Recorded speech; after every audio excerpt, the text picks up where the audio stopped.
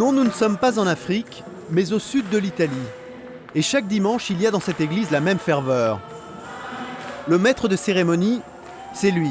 Ici, on l'a baptisé le curé des immigrés. Le père Giorgio célèbre la messe à tous les clandestins sans papier.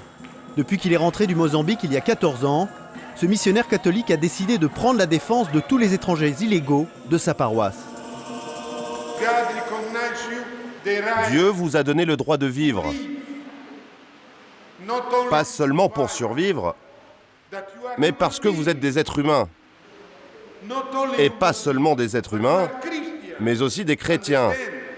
Il faut que vous compreniez une chose. Les permis de séjour que je vais vous distribuer au nom de Dieu ne sont pas reconnus par l'État, mais ils ont beaucoup de valeur. Tu as compris, Viviane? Tu le veux toi aussi? Après chaque Eucharistie, le père Giorgio distribue un permis de séjour au nom de Dieu à tous ses paroissiens. Un document qui n'a aucune valeur administrative, mais qui ressemble beaucoup à celui du ministère de l'Intérieur. Un permis de Dieu qui redonne la foi à ces demandeurs d'asile venus du monde entier. Je sais que ce n'est pas un vrai document. Mais pour Dieu, rien n'est impossible. Dieu peut rendre possible l'impossible. J'y crois, moi. Pour obtenir le précieux document, après la messe, les fidèles harcèlent le père Giorgio qui se réfugie dans la sacristie. J'en peux plus de faire ça. Un de ces jours, je vais y passer. S'il vous plaît, laissez-nous entrer, on n'en a pas eu. Aide-moi à sortir. C'est fini pour les permis.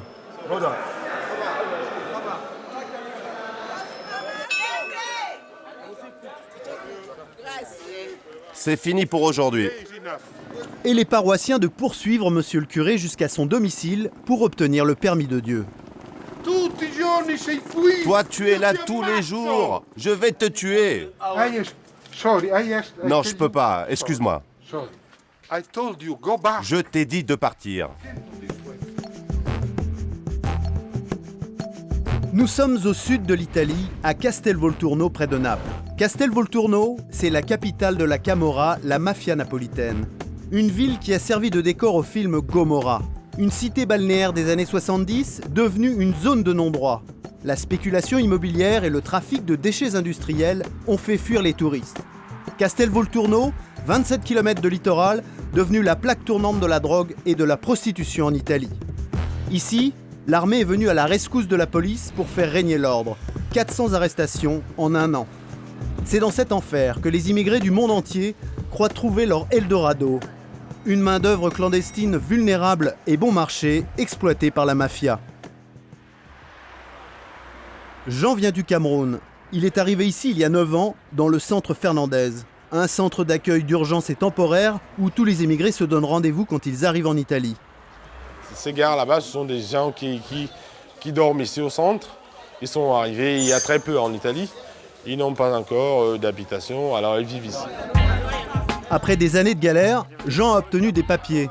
Aujourd'hui, il est au service de ces demandeurs d'asile de plus en plus nombreux. Problème, il n'y a plus assez de place pour tout le monde. J'ai trop de problèmes ici. Il n'y a pas de place pour dormir. J'ai du mal à m'en sortir, même pour manger. Et j'arrive pas à trouver de boulot. Regarde ça. C'est là que tu dors ? Ouais. Le centre est géré par l'église catholique et subventionné par l'État. Avec 40 lits, il est vite saturé. Il faut dire qu'avec ses permis de séjour au nom de Dieu, Giorgio rend la tâche du directeur un peu plus difficile.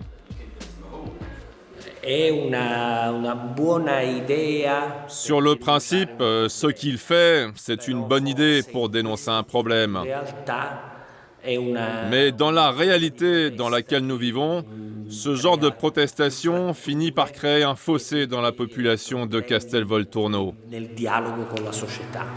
Dans le quartier, on l'aime bien le père Giorgio. Mais son idée du permis de séjour au nom de Dieu est loin de faire l'unanimité. Oui, il y a un vrai problème. C'est que les clandestins, il y en a trop. Si on donne ces permis de séjour au nom de Dieu à tout le monde, ça peut pas aller mieux. Vous savez, en Italie, ces gens-là, on en a déjà trop. On n'en veut pas d'autres. S'il y en a un qui voudrait bien se débarrasser des clandestins ici, c'est Sergio Luis. Il est conseiller municipal élu du parti de Berlusconi. Il est pour une solution radicale, éliminer tous ceux qui aident les sans-papiers. Moi, les gens de ces associations, ils me dégoûtent. Moi, ça fait 10 générations que ma famille vit à Castelvolturno. Tout cela, moi j'aurais fait comme après la guerre, au moment de l'épuration. Je créerais le comité de libération de Castelvolturno et je leur couperais la tête. Mais malheureusement, la loi ne me le permet pas encore. L'an dernier, 70 000 clandestins ont traversé la Méditerranée. Plus de la moitié ont choisi l'Italie. 4 000 d'entre eux ont péri en mer ces 5 dernières années. Le gouvernement italien durcit sans cesse les lois sur l'immigration. Désormais, les clandestins sont expulsés directement vers la Libye. C'est dans cette Italie que le père Giorgio mène son combat solitaire. Ses ennemis sont nombreux. Il y a les politiciens et sa propre hiérarchie. Monsieur le curé n'est pas en odeur de sainteté auprès de ses supérieurs.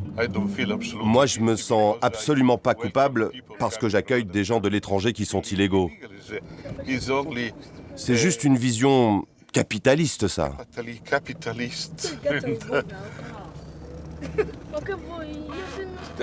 Ce sont des êtres humains avant tout. Regarde un peu la tête des criminels. Tu te rends compte? La loi en fait des criminels.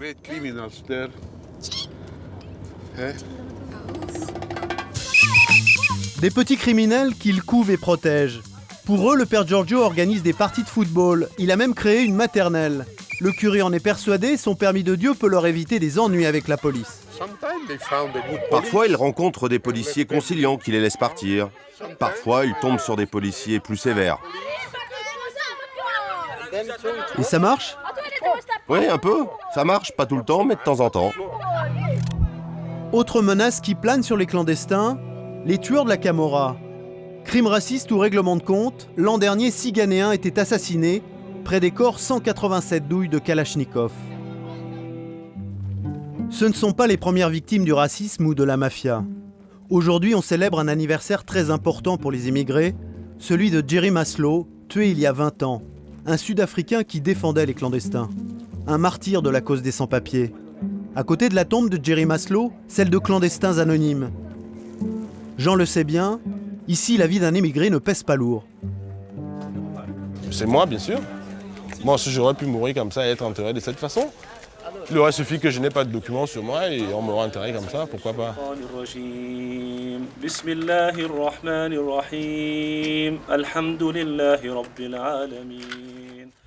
Combien de temps encore le père Giorgio pourra-t-il résister à la pression sécuritaire? Pour l'instant, il s'accroche et poursuit sa distribution de permis de séjour. Et les clandestins continuent de défiler dans son bureau jour après jour. C'est sa façon de lutter contre les mauvais démons. Vous savez, on est tous racistes au fond de nous-mêmes. On appartient à une culture qui se sent supérieure aux autres. C'est un combat de tous les jours.